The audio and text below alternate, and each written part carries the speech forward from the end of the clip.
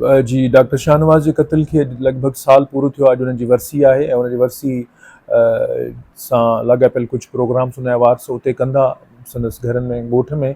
ऐं असां इन सॼे साल जी कार्रवाई में घटि उन सॼी सिंध जे उन्हनि माण्हुनि जा शुक्रगुज़ार आहियूं। घटि में घटि ऐं ज़ाती तौर ते एज़ अ वकील उनजो, त उहे उथी बीठा, उन्हनि साथ ॾिनो। अॼु ॾींहं ताईं उहे साथ ॾियनि था, उहे इन केस जी सार लहनि था।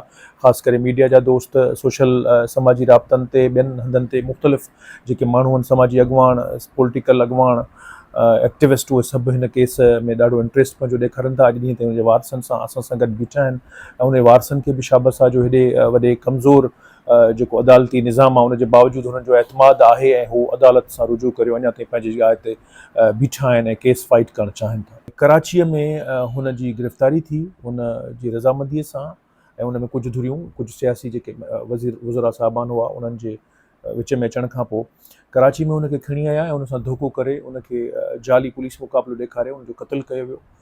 हिरासत दौरान उनजो क़त्ल कयो वियो। उनजी गिरफ़्तारी जेका क़ानूनी तौर ते उन्हनि खे ज़ाहिर करणी सां कोन कई वई। ऐं न रुॻो एतिरो, पर इहो सॼो मनसूबा साज़ी कई वई त हिनखे किथां वञी खणिबो, धोखो ॾेई खणी अचिबो, किथे मुक़ाबिलो कबो।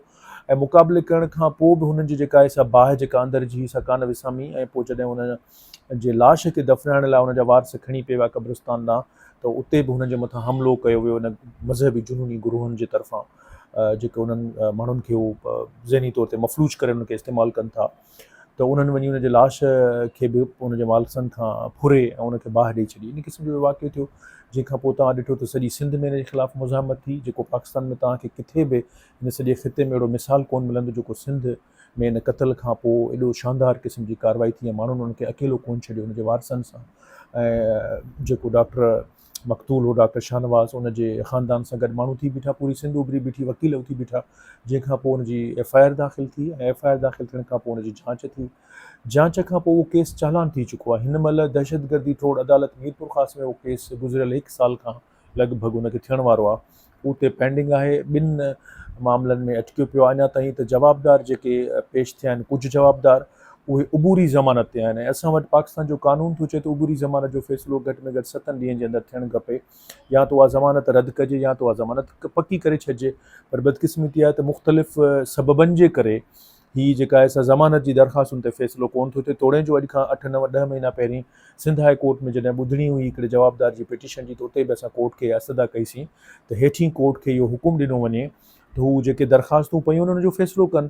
ऐं सिंध हाई कोर्ट असांजी ॻाल्हि खे ॿुधंदे हेठीं कोर्ट खे हुकुम ॾिनो। उनखां पोइ बि उन हुकुम ते अमल दरामद अञा ताईं कोन थो थिए। ज़मानत जी दरख़्वास्त ते दलील ॿुधण जे बदिरां जेका दरख़्वास्त हुई केस खे दहशतगर्दी कोर्ट खां बदिली करे आम जेका कोर्ट आहे असांजी सेशन कोर्ट, उन मां मोकिलण जे सिलसिले में जेका दरख़्वास्त हुई जवाबदार धुर जे तरफ़ां दाख़िल थियल, उनजी ॿुधणी थी।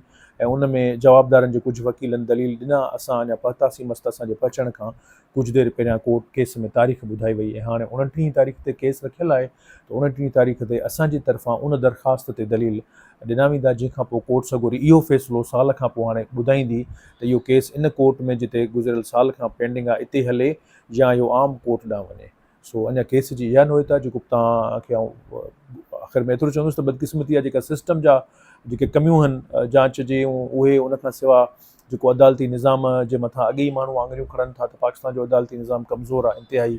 उहो तव्हांजे साम्हूं इहो मिसाल थो अचे त एॾी वॾी कोशिशुनि जे बावजूदि, हाई कोर्टुनि जे हुकुम जे बावजूदि बि केस में जेका स्पीड अचणु खपे क़ानूनी तौर ते उहा कोन्हे। ऐं इन मां कॾहिं कॾहिं इहो थो थिए जो जेके माण्हू आहिनि उहे थकिजी पवनि था, बदगुमान थियनि था। इहा बि हिकिड़े क़िस्म जी असां सम्झूं था त मनसूबा साज़ी ऐं प्लानिंग थी सघे थी त जवाबदारनि कंहिं धुर जे तरफ़ां त जेके फ़रियादी धुर आहे उनखे थकाए छॾिजे। ज़ाहिर माण्हू केतिरो पंधु कंदा, हुनजा ख़ानदान वारा जेके वारस आहिनि उहे उमरकोट मां पंधु करे हर ॿुधणीअ ते हिते ईंदा आहिनि मीरपुर ख़ासि केस हलाइण। ऐं तव्हांजे इल्म में आहे त हिन में मुख्य जेके जवाबदार आहिनि DIG रैंक जो ऑफिसर, उहो मफ़रूर आहे अञा ताईं। उनखां सवाइ हिकिड़ो SP मफ़रूर आहे। उनखां सवाइ कुझु प्राइवेट माण्हू अञा ताईं मफ़रूर आहिनि।